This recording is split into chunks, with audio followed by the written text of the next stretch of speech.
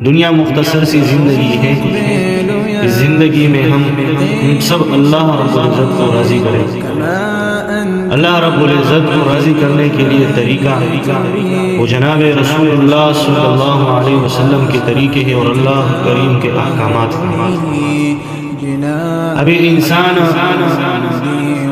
گناہگار ہے، انسان سے گناہ ہو جائے تو قرآن میں ہے لا تقنطوا من رحمت اللہ، میری رحمت سے نا امید نہ ہونا۔ اللہ بڑا غفور و رحیم ذات ہے۔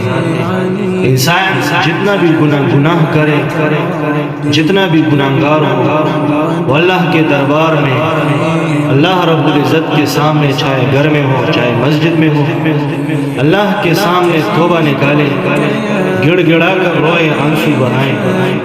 اسے آنسو کی برکت سے اور گڑ گڑا کی برکت سے اللہ پاک تمام گناہوں کو دھو لے۔ اللہ بڑا رحیم ذات ہے۔ اللہ پاک بنی اسرائیل کے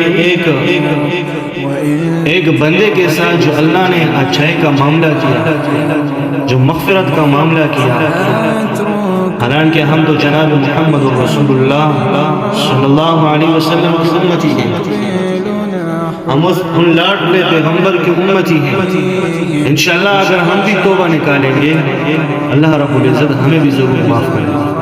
اور اللہ رب العزت کو سب سے زیادہ جو پسند ہے حدیث قدسی میں ہے، وہ جب وہ انسان ہے جب اس سے خطا ہو جائے پھر فوراً اس کے اوپر توبہ نہیں کرے۔ فرماتے ہیں جب تم گر جائے پھر چڑے ہو جاؤ، مطلب یہ ہے کہ جب گناہ ہو جائے پھر اللہ سے توبہ نہیں کرو۔